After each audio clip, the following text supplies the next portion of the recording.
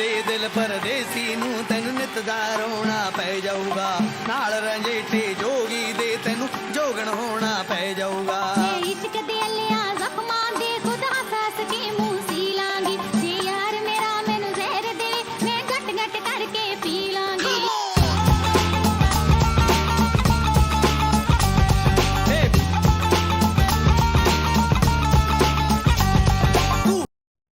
Hi, everybody. Welcome to this very special episode of Flywheel DeFi. I'm your host, DeFi Dave, and I'm here with the one and only Sam Kazemian, the founder of Frax at ETH Denver 2023. Sam, how are you doing? I'm doing great. Thanks, Dave. It's more like I'm here with the great DeFi Dave. No. You just finished a talk that was filling up the rafters, literally like every seat taken, people filling up the sides. And if there's one thing I can say, it's people are excited about stablecoins. Stablecoins is on everybody's tongue. And on top of that, LSDs are on everybody's tongue. No pun intended. So Sam, what do you think of ETH Denver so far? Any initial thoughts on it? And how have you enjoyed your time here? I mean, I absolutely love it. I think a lot of people know I don't really travel too much or go to too many like conferences. ETH Denver is one of the few ones I do go to. Last year, I was at ETH Denver as well.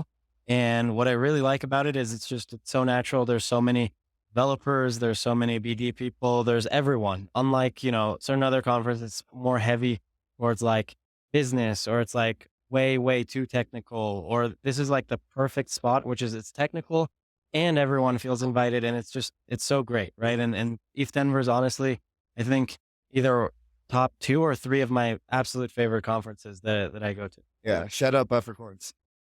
Do you hold ETH but don't know what to do with it?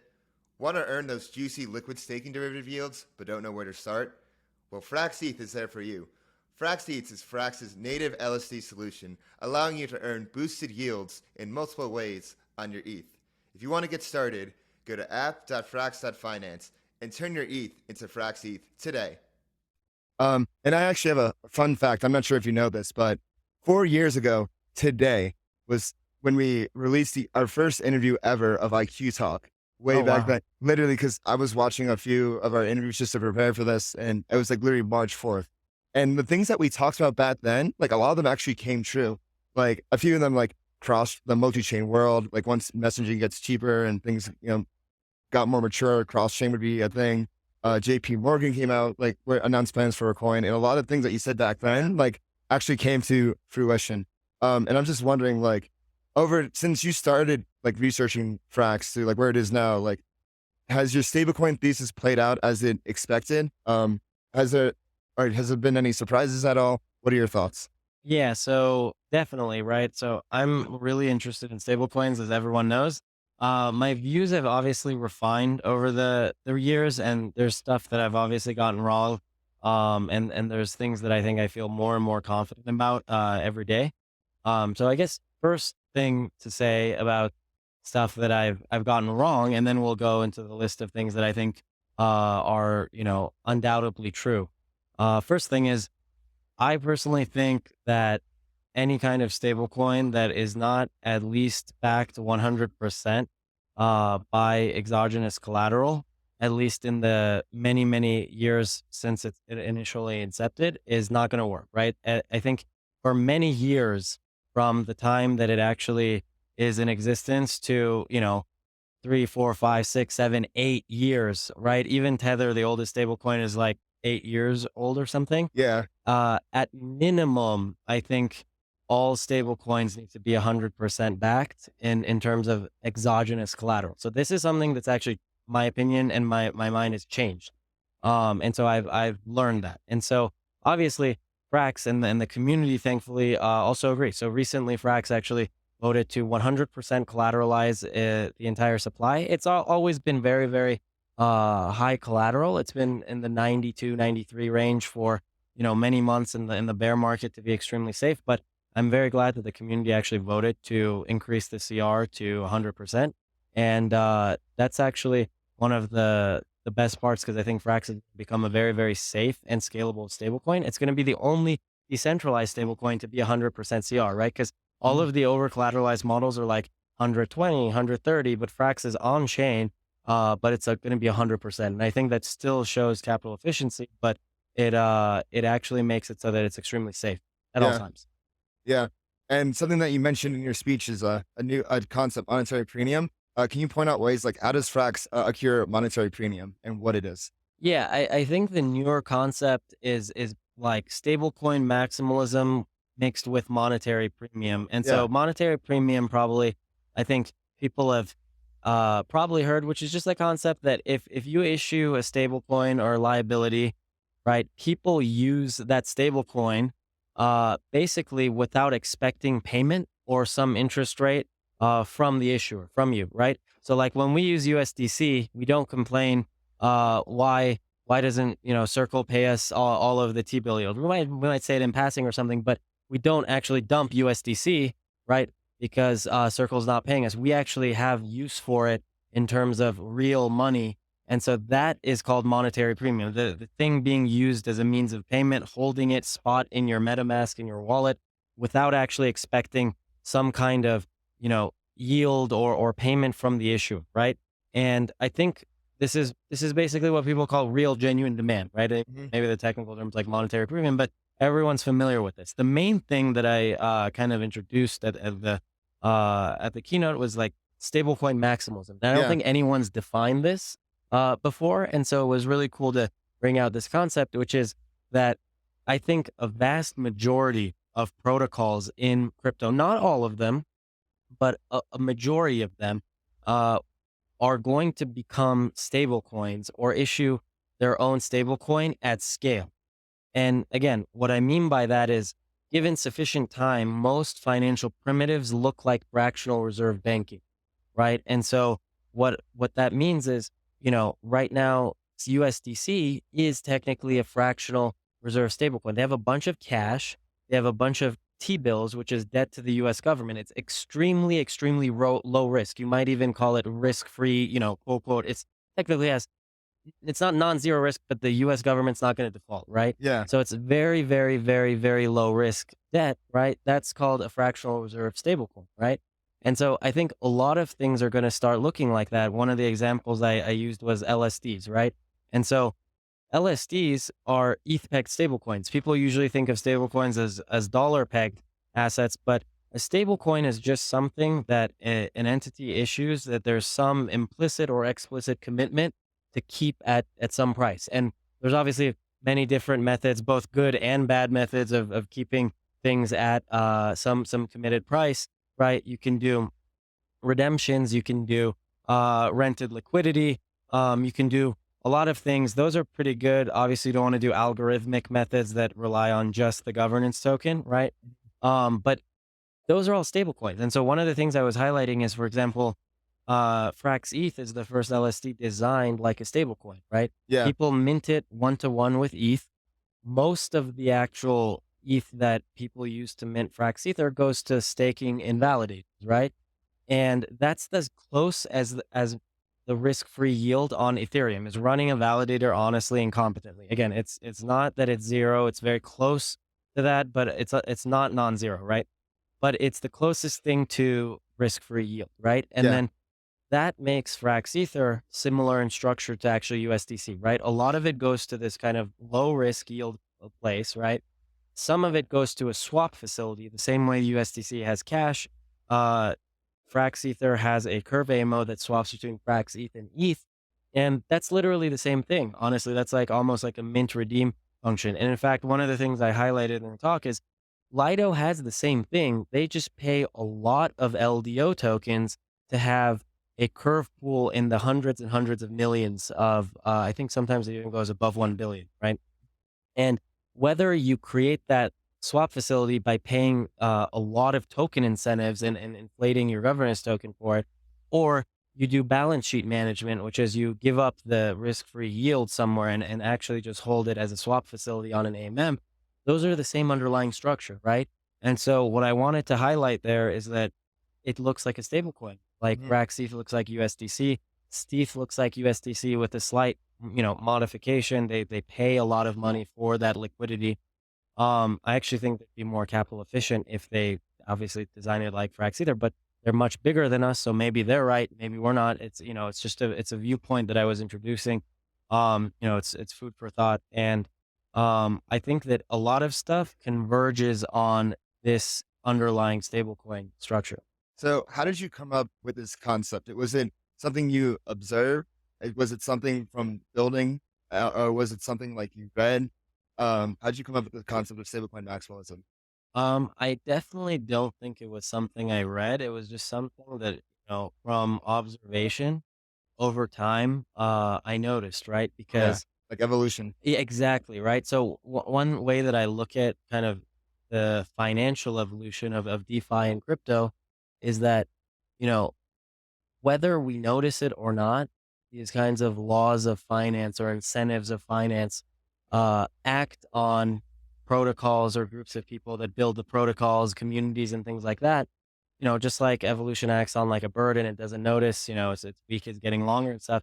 Same thing with like stablecoin maximalism is like whether you actually decide to believe in it or you decide that, you're going to actually release a stable coin to acquire monetary premium, or you just want to do it for some other reason.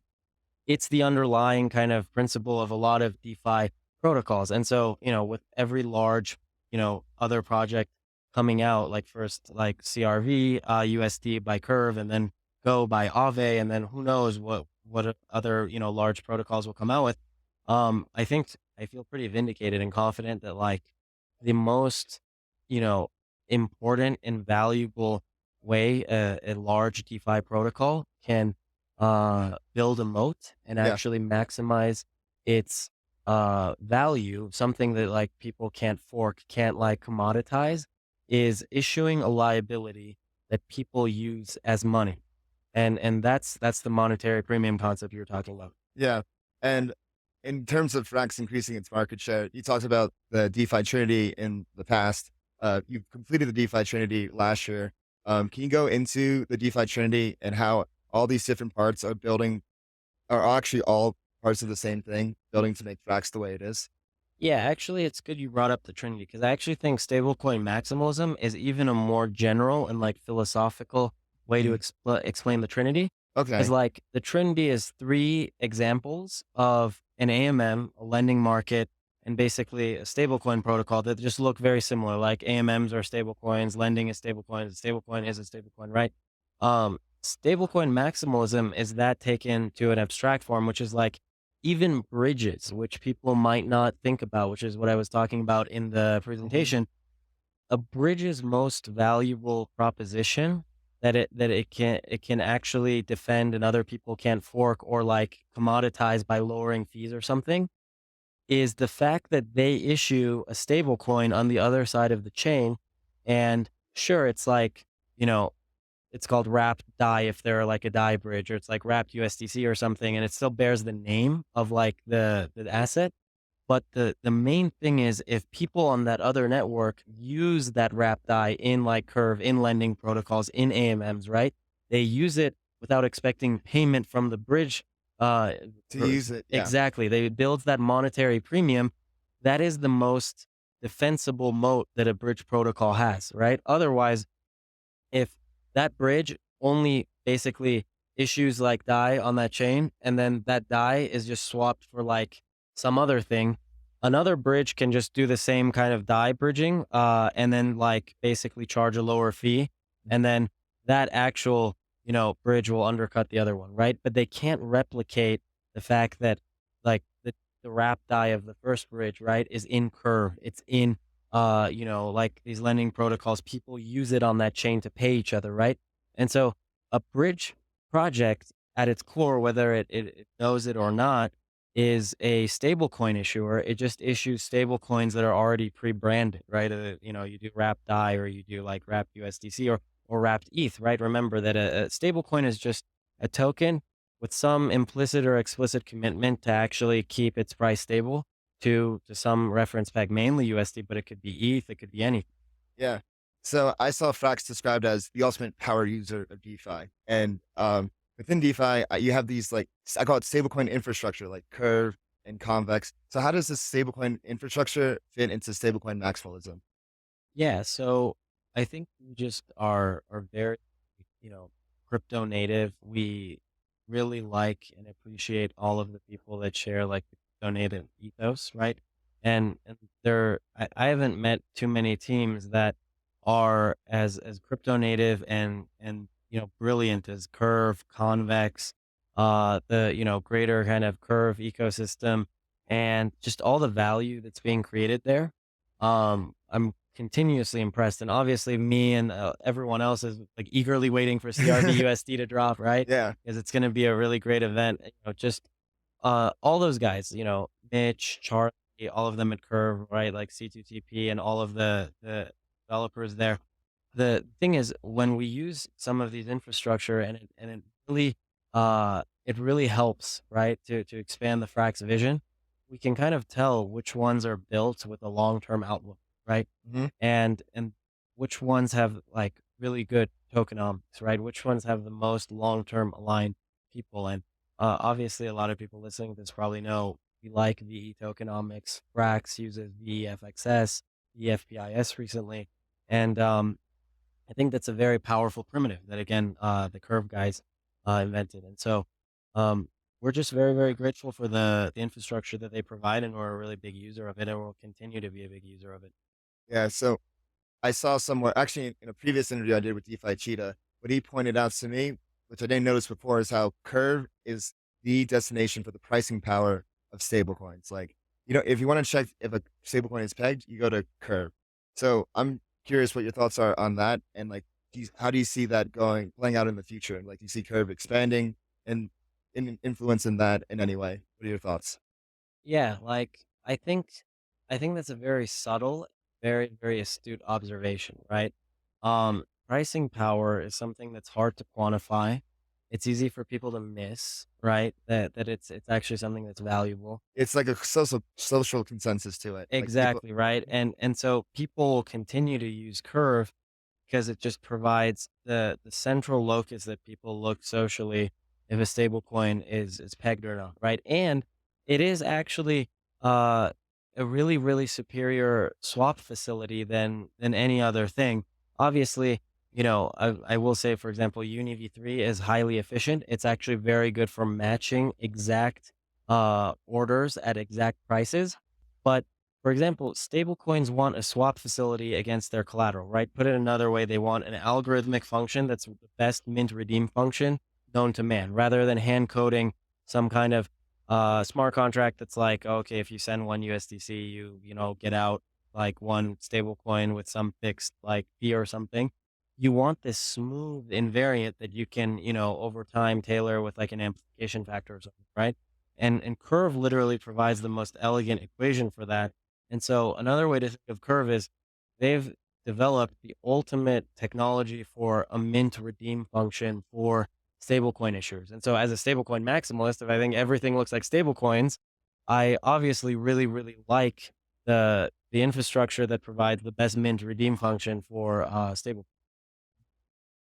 And I was gonna ask, what's it like being a builder now in like a more mature project, like in the later stages, like before, like when Frax launched 2.5, over 2 years ago now, or 3 years ago now. Wow, time. Oh, 2 years Two ago. years and then like 2 months. 2 years and 2 months, like very different than where you are now. So what's it like being being a builder right now at the later stages? I think the most important thing is just being safer and actually respect the like responsibility that you have is like a foundational piece of the industry, and like being a larger component of it, being like one of the larger pillars. I always say this to everyone else on the core team, and they take it really seriously as well, which is like the larger we are, the more people both depend on us. They use Frax again, they use it as money, monetary premium. They're staking in the Frax pools and things like that. They're using our ETH stablecoin, our LSD, right? And so it's kind of a sense of being more responsible, more risk averse, not actually taking like risk on the stablecoin peg level, right? Like Frax is becoming safer and safer as we get larger and more important. And so Yeah. that's not by accident. Like that's we're trying to make sure that our like responsibility, but also our safety actually is proportionally uh, matching the importance that like Frax actually is in the industry, right? It's you can experiment with like really cool stuff um, at small market caps at early stages of your life, but if your balance sheet has like billions of dollars of assets, right? You have a pretty big responsibility to be professional and safe, and so that's one of the main things that I think is important. But also, we also want to make sure that like we continue to innovate, right? Like we're always working on innovating and pushing the envelope, but again, being able to innovate without taking risks to the pegs of a stable coin is extremely important, right? We push out a lot of really cool products, right? We push out FraxLend. We're working on a lot of stealth projects, but they're not things that would affect the actual stablecoin issuance of the protocol. Yeah. Can you give us a hint of any of those stealth projects? You mentioned in interviews before a borrow AMM. You've also said before, like possibly a modular rollup. Do you have Yeah, so any? I mean, you got the two biggest ones because you're a pretty astute observer. Yeah, so we're working on something called a BAM, which is a borrow AMM, which is basically, I think it's potentially a 0 to 1 innovation like Uni V2 was for DeFi. It's still a ways off, and we're working on it in stealth. But the idea is that you don't need oracles, and it builds liquidity against any asset and allows people to borrow it as the liquidity for the asset rises. And so obviously the liquidity we want is against our stablecoin. We want it Mhm. against Frax mainly. And then as they build liquidity against Frax as a token, there will be a lending market that emerges transiently, right? Without the requirement of an oracle. And the cool thing is the this structure, it's not like it's not limited the way that we've actually designed it. And I haven't seen anyone else design it like this, which is it's not limited by like a matching lender or something that only wants to like lend to you on like a specific range. It actually doesn't require an oracle, but anyone can borrow whatever site they want at any rate, which is a very unique thing. I think there's a few projects that are exploring somewhat different but tangential ideas here that I think are really cool, like infinity pools. I think maybe you've seen that. Yeah. Yeah, and it's like it's kind of built on Uni V3, which is like you can borrow and repay range orders. Ours is more general and a little bit different in terms of how we think about it, but it's in the same category of if you can have a decentralized mechanism that doesn't require an oracle, that builds stablecoin liquidity against any asset, including long tail assets, you basically get all of the use of a dollar peg stablecoin. People start having a unit of account to it. They'll start borrowing against it, having debt denomination, and people start LPing and earning yield against it as a savings medium. Right? You knock out all forms of money, and it's kind of like this end game mechanism. It's But magic bullet in a way. kind of, yeah. Yeah. If it works, and I think it will, it kind of is, yeah. Yeah. Going back to, a project, a protocol when maturing, a big topic of discussion is, of course, on-chain governance, which is something, that has been a big point to the team, talking to a few people, both in and out of the team. Can you talk about like what Frax is doing about on-chain governance and multi-sigs? Yeah, so we're designing something called FrxETH, which is spelled Oh, FRX. this is new. Yeah, well, it's the same. We've just finally, instead of having a code name, we've just given an official name, and info is ready to be public. You've probably heard of this from the Blockworks research article a while ago. Before we used to call it like a 6 of 10 on-chain MSIG. And the idea here is that, you know, large protocols will always need some form of human input. I mean, this is just a fact, right? Um, you have this situation where it's like, like LUSD, which can never have like updates or something, or every single update or change of the code is like a hard fork essentially. Um, you're just not really, pliable enough, right? And what we want is to be able to have the ability to propose this human input without having people need to trust us. Basically, it's a similar system to kind of optimistic rollups, but it's kind of like optimistic M6 sort of thing, right? Which is there's going to still be an MSIG poses signatures, but we can never execute those. What happens is when we create a signature, we actually have to submit it to the FrxGov contract entirely on chain. There's no snapshot, there's nothing. Then there's a period. We propose 48 hours. It can be more, it can be less. And then VFXS holders can vote to either veto that signature so it permanently can't be executed, or if no one votes to hit the veto threshold, right after the period, the smart contract itself allows execution of that signature on chain, entirely on chain. And so you have a situation where, and then that FrxGov contract can also have an election entirely on chain to change or remove the actual MSIG signers themselves. So it's not like you're stuck with these kinds of people, like, currently on the core team and stuff. So in a situation like where either the MSIG is compromised, or if there's like regulatory pressure that says like, hey, propose like a bunch of MSIGs that say shut down the protocol or take out the like collateral and just like shut everything down or whatever. The idea is, okay, if there's a gun to my head and say, propose that signature, and everyone else that, that are signers, they'll do it, right? We'll put it on chain, and we literally cannot do anything else after that, right?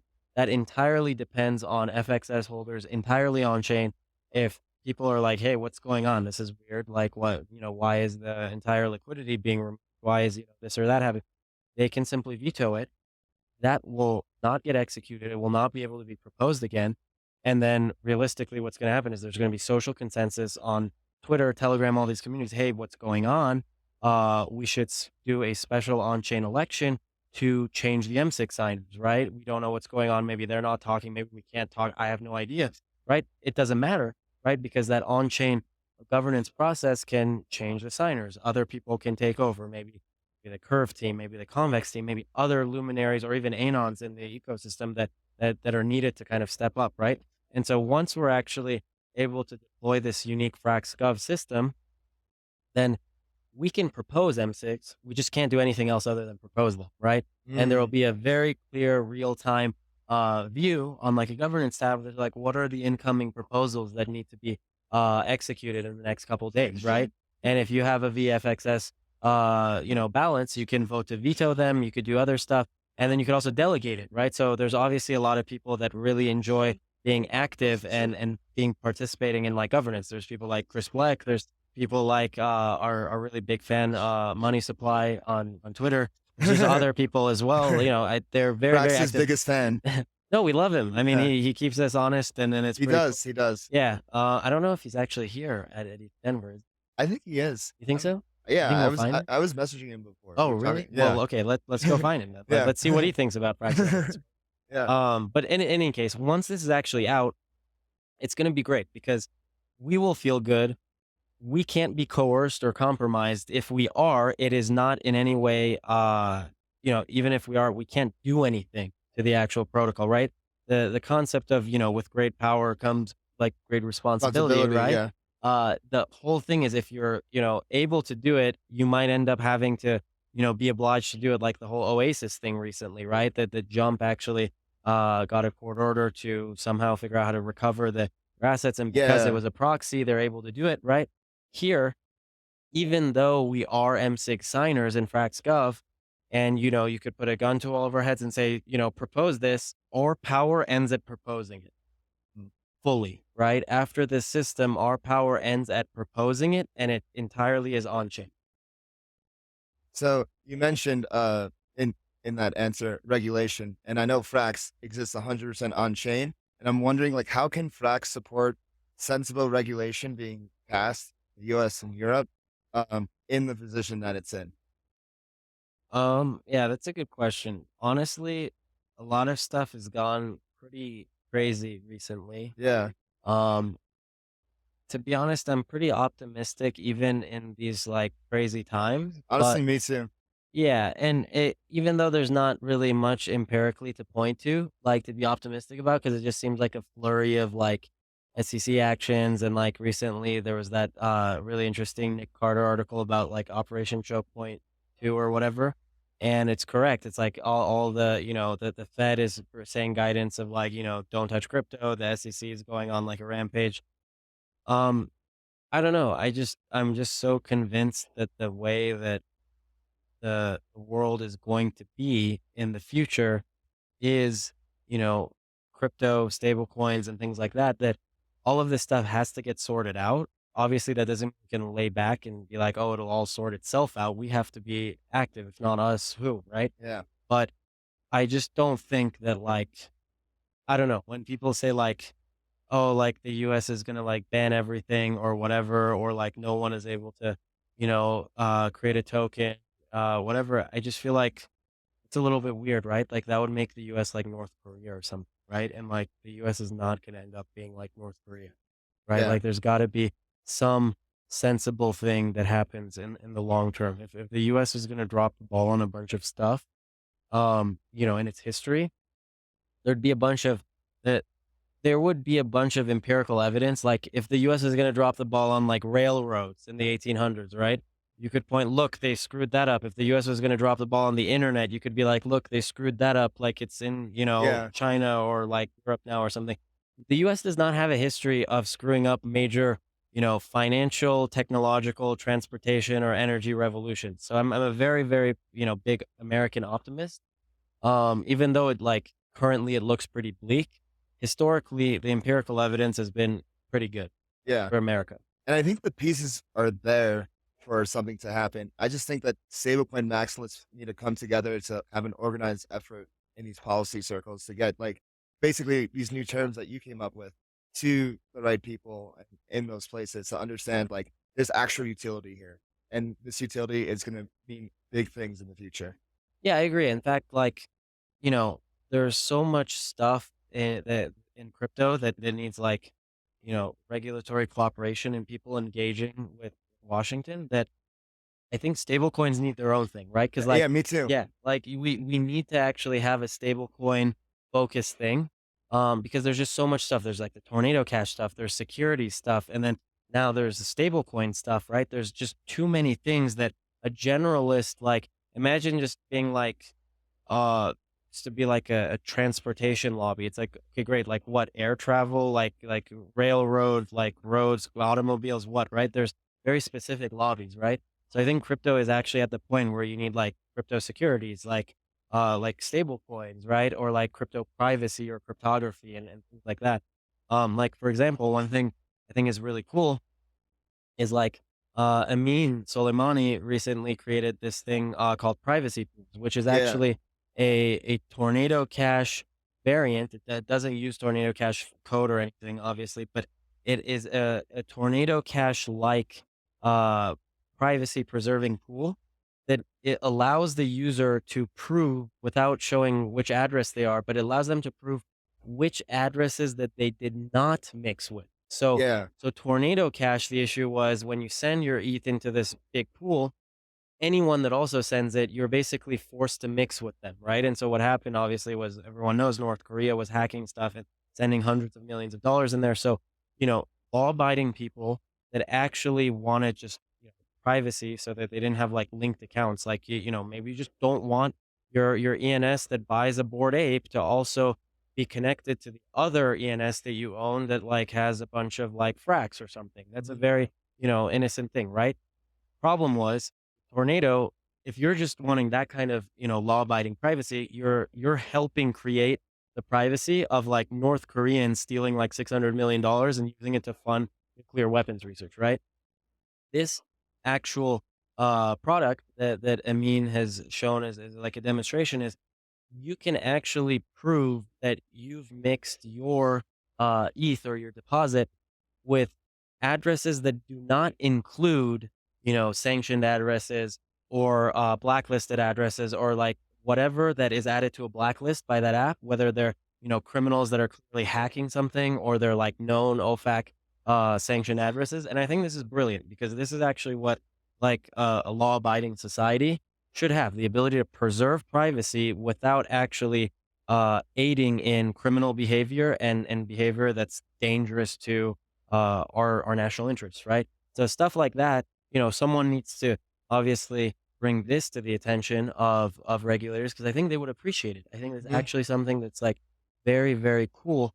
It has nothing to do with stable coins, right? So that there's a lot of other stable coin stuff. So there's so much stuff going on that I think there just needs to be more and more people involved in talking to people in Washington.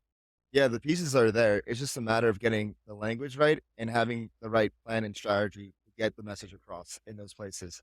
Um, we're all right. We're nearing the end here. Do you have any final words? What's like one thing? Actually, I have one question. What's something other than Frax and stablecoins that you're excited about? It doesn't have to be in crypto. It could be anything. That's a great question. Well, first, I do want to say like about stuff I'm excited about in crypto. Yeah. Yeah, I think, for example, the recent kind of ZK rollups and the actual like new releases from ZK Sync, Starknet, and also just some cool stuff I've seen with Arbitrum releasing different kinds of compiles and fraud proofs that actually able allow you to like actually execute Rust code that actually changes the Arbitrum state is really cool. I'm following that pretty closely in terms of like roll up tech, but so that's like non-stable coin stuff that I'm really trying to follow closely, and it is also obviously part of my Frax chain research, right? Case of non-crypto, that's a very good question. Um, I would say stuff like AI, but it's too trendy, so I don't want to be like super boring. But something tangential to AI that I think is really, really fascinating is that so I was a neuroscience and philosophy major in college. Um, the new kind of very, very strong and very well trained AI models recently, that gave birth to GPT-3, and there's other stuff like stable diffusion. A lot of the new research in neuroscience that's come out is trying to use these better models to see if they can predict what people are thinking in mental states. So, for example, before you had this very, very rough system of like putting in a fMRI on people and being like, oh, their frontal lobe basically activated, so they must be thinking about some like place in a room or something. And it's very grainy. It's very impossible to recreate the image. It's basically pixelated images, right? But if you actually train the AI models on a wide set of pictures of people's fMRI, their actual brain activation, right? And then you show people different kinds of things that activates very specific parts of their brain and seeing if the AI actually can properly map what they're thinking about, they've managed to very, very, uh, very accurately, at least compared to before, clearly show what images people are actually thinking about, like a giraffe or like a pigeon and things like that. And that's actually mind blowing, like no pun intended, right? Because you can actually see the clear image thanks to the improvements of basically AI modeling, right? AI training. Yeah. Well, on that note, Sam, I have to say it's been a privilege to watch the evolution from Frax from way back in Westwood in the day when you first were thinking about this idea to now, seeing a whole mob of people like swarm you after asking you questions. Everyone's excited about stablecoins. I just have to say, I'm really proud of you. And thank you for everything you've done and really excited about the future of Frax. Thanks, man. It's always an honor to talk to you. Yeah. Everything said on this episode is not financial or tax advice. This channel is strictly for educational purposes and is not an investment advice or solicitation to buy or sell any assets or to make any financial decisions. This video is not tax advice whatsoever. Please talk to your accountant and do your own research.